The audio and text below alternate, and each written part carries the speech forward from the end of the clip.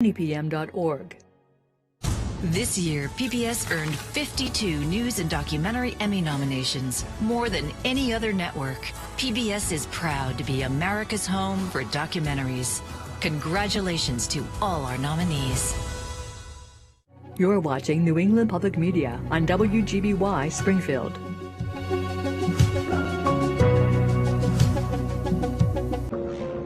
I volunteered for missions. It was just too exciting. Beware what you wish for. That's when the ambush starts. He was walking on the ridge line, and I fired. You are never the same. It's important for people to hear these stories, to understand why and when and where we send our sons and daughters to go and fight, but also in helping us to come home. Watch American Veteran live October 26th or stream at NEPM.org. Coming up, stories we're connecting you with tonight. Witness the creation of a powerful artistic reflection of the January 6th attack at the U.S. Capitol. I refuse to take myself out of this story. And if that means that the hurt, the pain, and the bitterness that I have felt enters these images, then so be it. UMass Amherst Fine Arts Center galleries are kicking off a new season with an eclectic array of art installations. With 165 people in the museum, it was cathartic just to think about how art has to be experienced in person. And meet a Holyoke entrepreneur who seized an opportunity to serve up tasty Caribbean-inspired cuisine street-side. The food truck game is super difficult. Just because with the food truck you have so many variables that just come up every single day, and you have no idea what to expect. We'll bring you those stories and more as we explore the creativity, culture, and community that make us Western New England. Up next on Connecting Point. Support for Connecting Point is provided by our contributing viewers.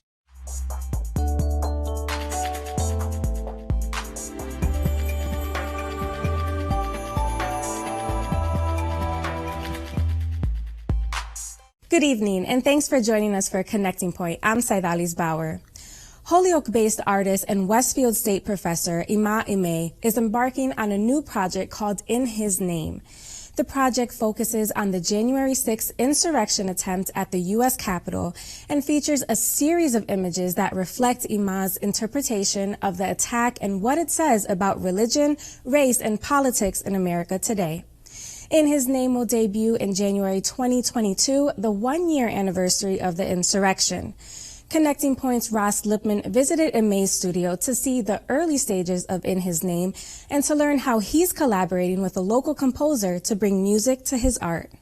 I learned at a very young age and growing into adulthood that there are few forces in this nation that are as powerful as white rage. And I saw it manifested that day. The sheer violence wrapped in the American flag, the delusional violence. This guy here, he's the main figure there. And so as a Christian, what do you do with this? They're holding up crosses and wearing Trump 2020 flags. What do you do with that? The whole thing is very odd. And military gear, all of these things came together that day.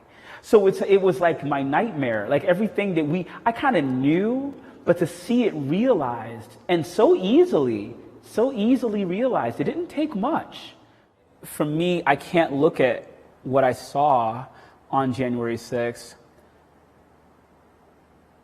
as a separate event or entity from who I am as a Black Christian man, as a man of faith, as someone who has sung in choirs and has led worship in churches, as someone who really believes, who isn't just, I'm not a Christian in name only, I'm a believer in Christ as my Savior. So here you have these two figures at the center, one in full Jesus face mask, but you can see the cracks. So there are all kinds of Christian representation there. So the rosary will be coming down, the beads flowing into this person's hand here. That's his second hand. So it's still developing, but that's what I'm hoping to accomplish with these works.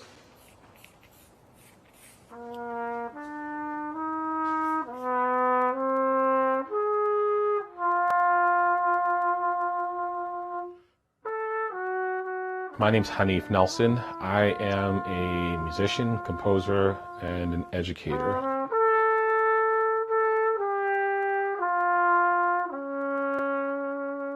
This is going to challenge how people really think about it, because the context of these images really are going to be about the context of what people displayed that day. And the context of the music is going to be very reflective of the imprint of both what I saw live as well as the images that are being created as a result of this. So the first thing that I really did, as I said, I want to take a hymn that's in the public domain and I want to arrange it. And I want to take this hymn and I want to make it so that the beginning of it is recognizable to just about anyone who's ever been in church before.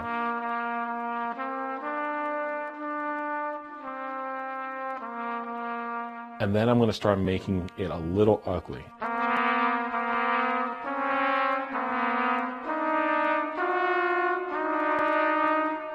So this hymn is going to start from being this beautiful, recognizable thing to this ugly, dissonant thing that you're not going to want to finish listening to.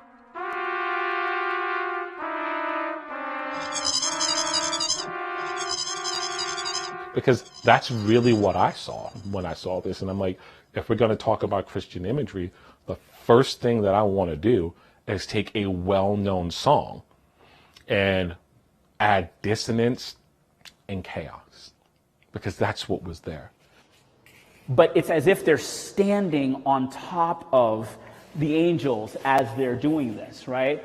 I refuse to take myself out of this story. And if that means that the hurt, the pain, and the bitterness that I have felt enters these images, then so be it. I won't apologize for that. And I'm not rewriting. I'm not a documentarian in the way I'm doing these works, and that I'm trying to kind of say this is what happened on January 6th. I'm really documenting an array of things, including how what we saw on January 6th, how it's echoed in history, but how I feel about what I saw, and how Black people feel about what we've seen. And I'm hoping that still allows for a conversation to happen, but I just refuse to excise my voice from these conversations anymore. And so I'm trusting my gut instinct with this, and Hanif is trusting his gut instinct with the music, and I think this is gonna be raw, unedited, and insane. But I'm hoping that somewhere in there is space for a serious conversation to happen.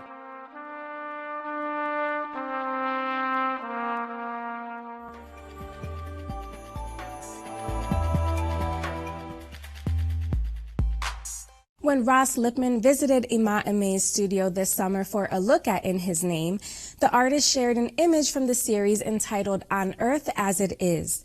This specific piece is inspired by the raising of a cross during the January 6th insurrection at the U.S. Capitol and conveys the intersection of divine and reality on display during the attack. In a digital exclusive, Imeh explains the symbolism behind the imagery he used in the work. Communion elements are being kind of forced on him. There's the bread or the biscuit there, and this is the blood in a glass, right? And there's a noose nearby. I wanted it to be there because of what we saw at the Capitol building, but that noose at the Capitol also reminded me of all the things we've learned about in American history. You can find this interview as well as extra features, digital-only content, and so much more online right now at nepm.org/connectingpoint. The UMass Amherst Fine Arts Center has officially kicked off their fall season, and with that comes the reopening of the university's art galleries. The Augusta Savage Gallery, Hamden Gallery, and the University Museum of Contemporary Art are opening their doors once again after being closed due to the pandemic. I spoke with the directors of the galleries to learn more about the upcoming season's programming, the featured artists, and how the galleries adjusted during the shutdown. You know, with 165 people in the museum, it was cathartic just to, bring back familiar faces from the mask up and unfamiliar, but also to think about how art has to be experienced in person. Though we've all done lots of great work, virtually, just to be able to have people in the museum and looking at art, the experiential aspect of art is so important. Now that all three galleries are reopened, what can we expect for upcoming featured artists or programming, as well as how can people access these exhibits? Well, we are going to keep both the virtual and the live going, because we've actually found there's been a silver lining in having the virtual chats with artists. We've been able to access, a broader public can actually speak to the artists that way. And so we're going to continue that at the same time having in-person events. So for us, it will be a hybrid of both building on the success of the virtual online programs as well as the live events. Loretta said silver lining, and it's true. We have a glass show up right now, and it's international. And if we were to ship these items, they most likely would break or be very difficult. So it's kind of broadened our scope too. The Savage Gallery is also exhibiting work both online and in the gallery. Right now we have a group exhibition by ZMA's Printmaking, which is a local print studio, and that is up until later this month. That also includes a couple of humanities and fine arts students contributed pieces to that exhibit. And then we'll have a painting exhibit late this month of portraiture by an artist out of New York. And continuing with providing things virtually, we will have a virtual workshop and performance by a local multimedia artist. All the galleries made special efforts during the shutdown to stay connected to the students and the community. What value do these art galleries provide to the students and the public? To be able to connect with people through art is really important. And Hamden Gallery has a sculpture garden. So we have sculptures up right now by artist Peter Deller. That's kind of like a nice bridge into the space. Like no matter what's happening with the pandemic, they can see art outside and make that connection. We're actually training students to give tours. And so we're going to offer the students the opportunity. They'll learn about our exhibitions, and then they're being trained to talk about the art. And we'll be offering these tours in person and virtual tours. So that's our connection to students right now, that we're and they're getting, of course, credit for it, but they're learning how to be spokespeople, ambassadors for the exhibitions, and they're learning about the exhibitions as they go along. So it's kind of a great opportunity for them to get their hands into the profession and to meet with the public, whatever public wants to come by for the tour.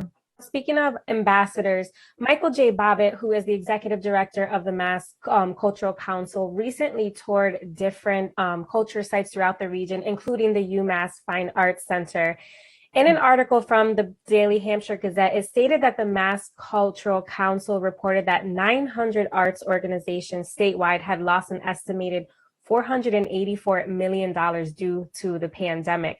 What support do you feel is necessary for arts organizations to recover and thrive post-pandemic?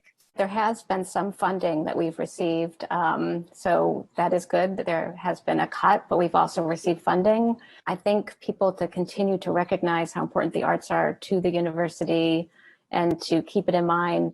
Also coming to, if one feels safe, coming to our events, visiting the spaces, seeing the artwork, and even just if you don't feel comfortable or you aren't able to venture out to our spaces, to view the exhibitions that we have online, the digital exhibitions, and to sign the guest book, show your support. And beyond those who feel maybe not comfortable to go to the galleries, but maybe they are comfortable, but they don't feel like art is for them or art is their thing, what message would you like to share with them? I should make it known that we're free of charge. None of us charge entrance to the museum or to the galleries, and so that's something that I wish more people knew. I mean, clearly students know it, but although we find people come in and they say, well, where's your entrance fee and where do we pay? So people can just come in and explore. That's what we love people to know about. Just drop in and see for yourselves what art can offer.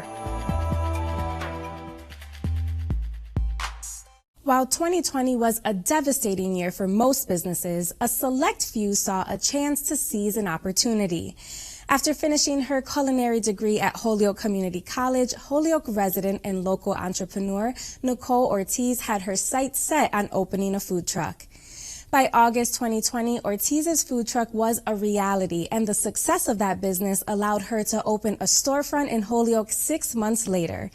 Connecting Point's Brian Sullivan stopped by to see how this restaurant is serving up tasty Caribbean-inspired fare in the Pioneer Valley.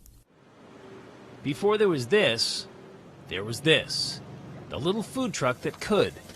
Born out of opportunity, entrepreneurial spirit, and some help from $1,000 in prize money won in a college concept contest, Nicole Ortiz's Crave food truck made its debut on the streets of Holyoke in the summer of 2020.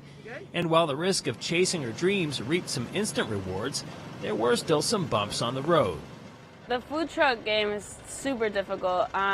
I find it's easier to run a restaurant than it is a food truck, just because with the food truck you have so many variables that just come up every single day, and you have no idea what to expect between like the gas not working, something weird happening with the gas line, something weird happening with the water.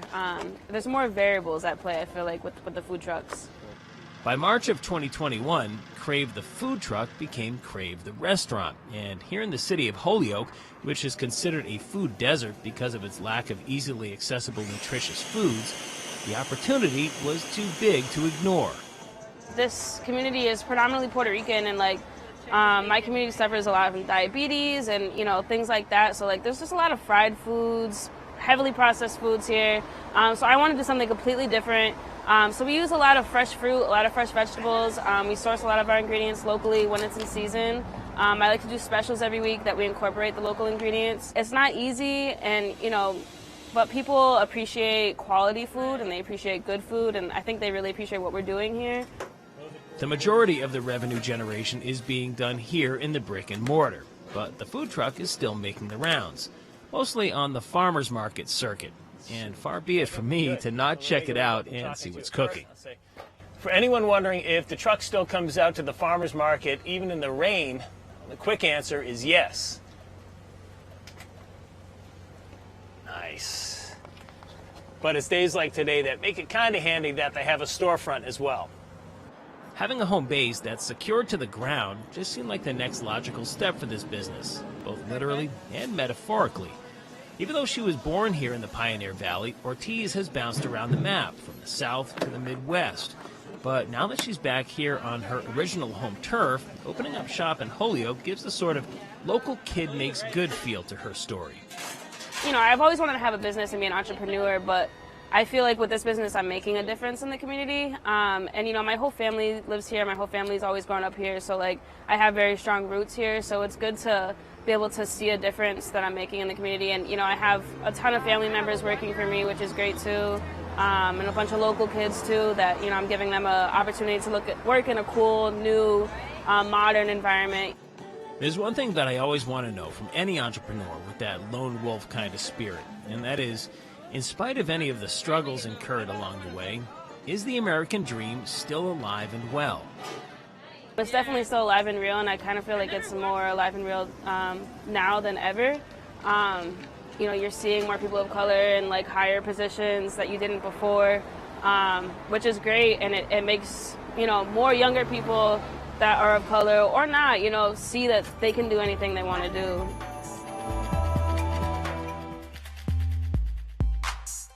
On Saturday, October 9th, at the Northampton Center for the Arts, a short film entitled A Mother's Bonds will premiere to the public.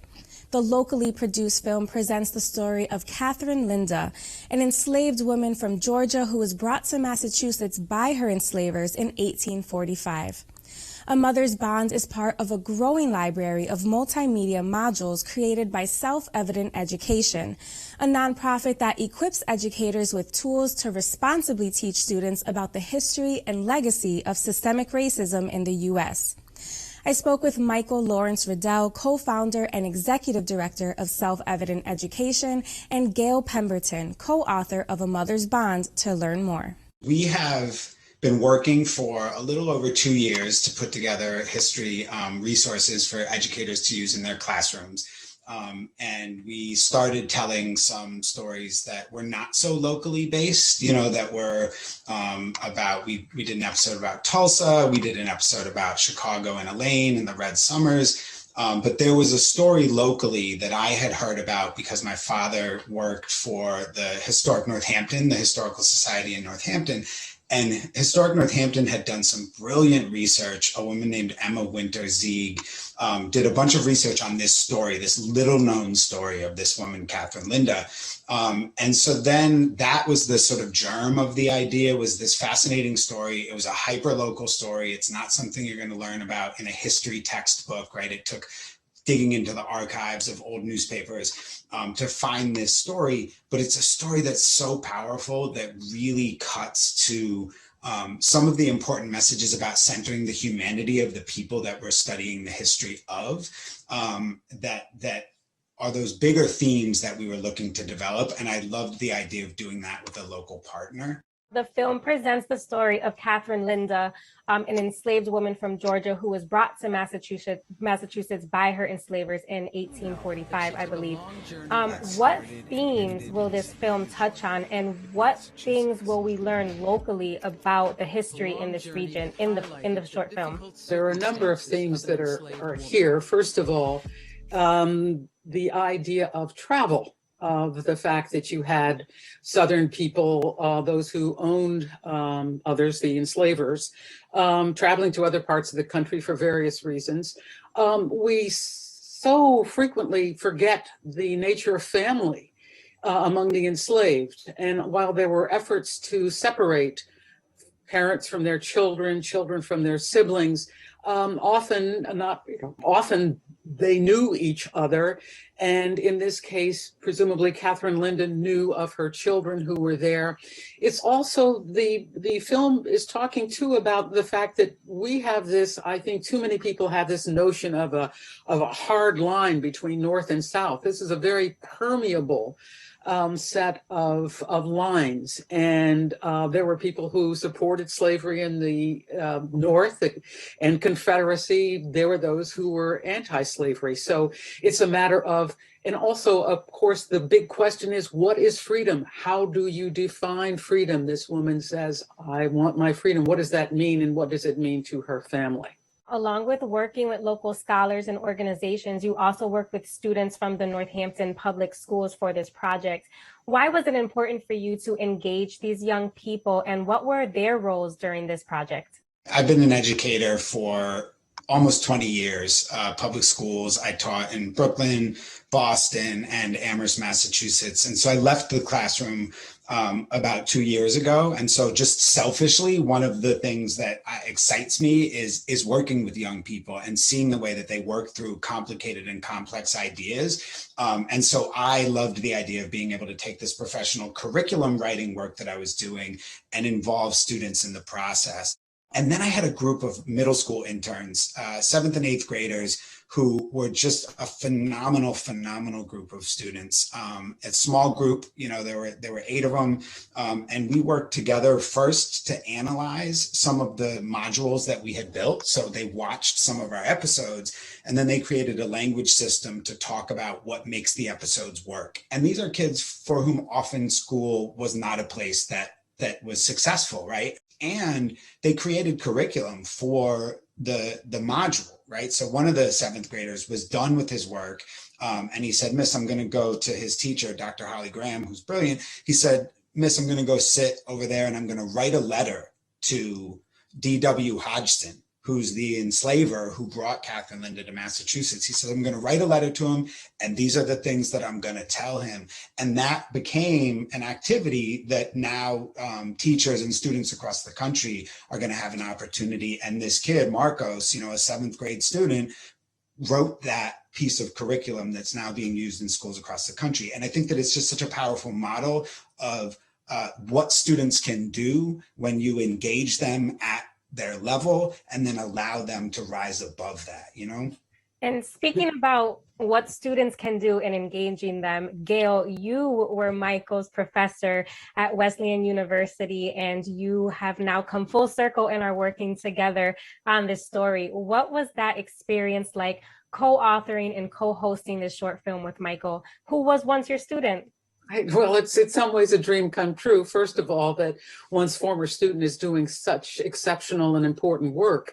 I mean, Michael was just talking about the students, the idea of those fresh eyes of the young kids and how they bring a freshness and they don't bring baggage of having heard all sorts of stereotypical things. They come and they go to the heart of the matter. You both have many years of experience as educators and are award-winning educators. I want to note that as well. What do you hope people get out of this film and the other modular units? Well, I think that with storytelling at any level, the best storytelling, as Michael was saying, it reaches into you. You hear a story and you start filtering it through your own experience. But what happens is it comes out a different way. It expands, you expand it in your mind and your experience. Everybody has family stories. Everybody knows these things. This is how cultures are built, on storytelling. And what we hope is that through this process, people begin to understand what they've missed and how important what they've missed has been for them to understand the present. I fully believe that words and stories have the power to change the world. And they've done it, right? And so, that's part of what we're asking people to do, is to use the work that we're doing as a model for how to understand, different perspectives and to tell different stories and to honor those stories in ways that are authentic and meaningful and accountable. That does it for Connecting Point for October 8th, 2021. Remember, you can always find the stories that you saw tonight, as well as exclusive features, digital-only content, and more online anytime at nepm.org/connectingpoint. And please be sure to join us again next Friday night at 6, right here on New England Public Media, for more stories of the creativity, culture, and community that make us Western New England. I'm Saidalis Bauer. Thanks for watching and have a great evening. Support for Connecting Point is provided by our contributing viewers.